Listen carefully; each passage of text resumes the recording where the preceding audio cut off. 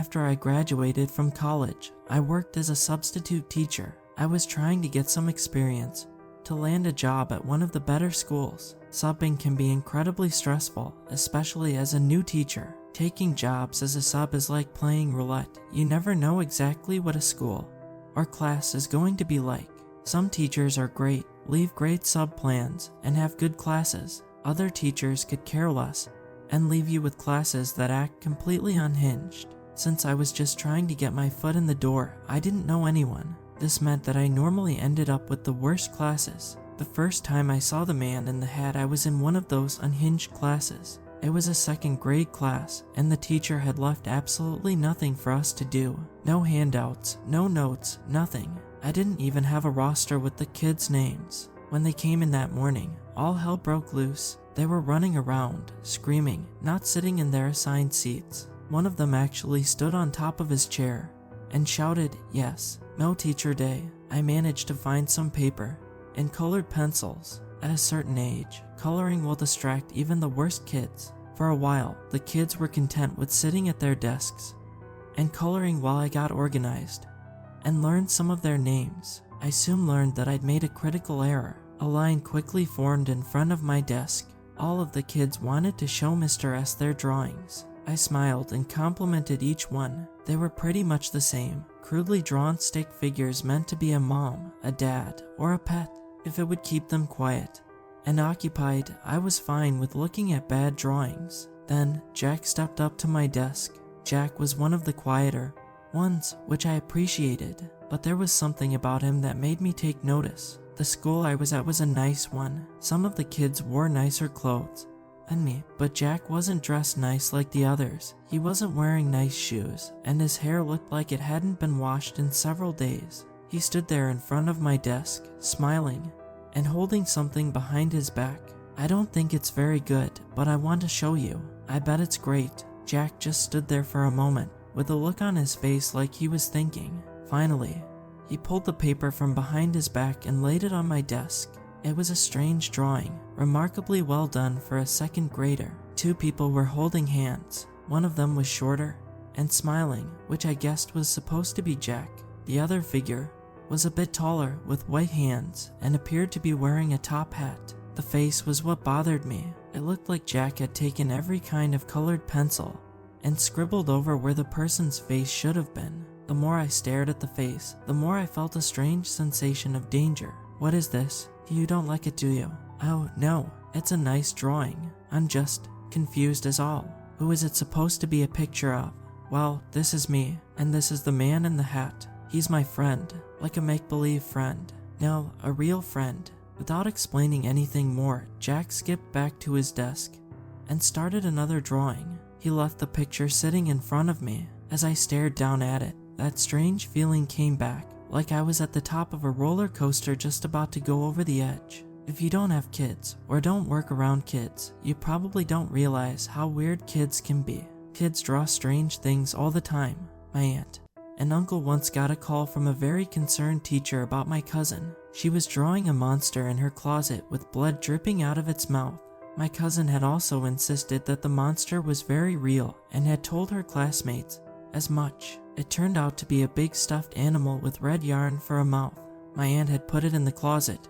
When cleaning up her room, I'd seen a lot of strange things kids had drawn, so I ignored Jack's picture and left it sitting on my desk. At the end of the day, Jack came back up to my desk. He looked worried. "Mr. S, do you still have that picture?" "Yeah, it's right here, buddy. I need it back. I wasn't supposed to give you that."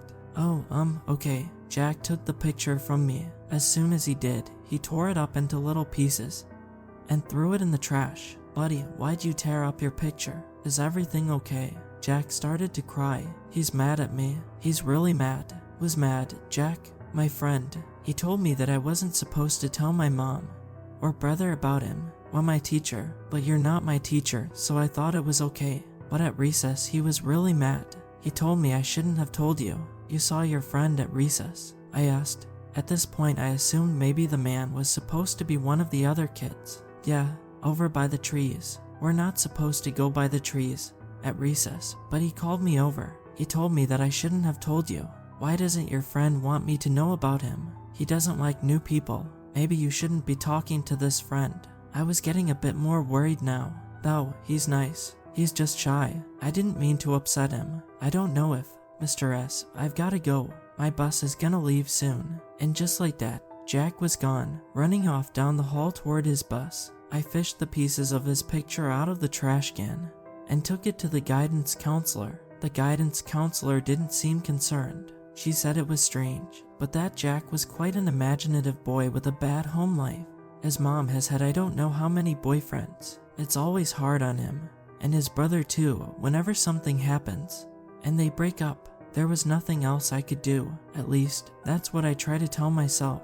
I didn't know Jack or his family, so it was up to the guidance counselor. The next day, I was in a different school, subbing for a different class. That's the thing about being a sub. You may never go back to the same class or even the same school. After a few weeks, you start to forget names and faces as you deal with other students and other issues. I didn't think about Jack again until one morning when I was getting ready for work. I was scrolling through my social media feed and sipping my coffee when I saw a post from a teacher at Jack's school. The post said that Jack had gone missing and there was an ongoing search for him. School had been canceled as parents and teachers were volunteering to join the search. As far as I know, Jack was never found. All that on its own wouldn't be such a strange story, a terrible one, but unfortunately not all that strange. That's what I thought until a few days ago. Eventually, I did get hired at a good school. I'm a 5th grade teacher now. I like it. There's not as much coloring and picture books as there are with the younger kids. A few days ago, we were taking a math test. About halfway through the test, I noticed Ellie, one of my quieter students, looking at a piece of paper under her desk. Assuming she was cheating, I went over and took the piece of paper up. I took the paper back to my desk and unfolded it. It was a drawing, a very good drawing, of a man dressed in a suit, wearing white gloves, with a top hat. There was a big, gray smudge where the face should have been, as though Ellie had tried to draw it over and over again, but kept erasing it because she couldn't get it quite right. A chill ran down my spine. After class that day, I tried to talk to Ellie about it. She refused to say anything. "Who is this?" "It's no one," she said, snatching the paper away from me. She stormed out of the classroom. I wasn't quite sure what to do, how to explain what I'd seen. It was just a drawing. What was I supposed to say? That it was some sort of portent of doom? Ellie was a good kid, quiet, but she always participated and got good grades. I knew her parents were very involved, so I gave them a call. When no one answered, I left a message. I gave them my phone number and told them I was a bit concerned about something I'd seen Ellie drawing at school. They never called me back, and the next day, Ellie wasn't at school. Maybe I'm overblowing things. I don't even know how to explain it. Do I go to admin? Do I call her parents again? How do I explain this without sounding like a lunatic?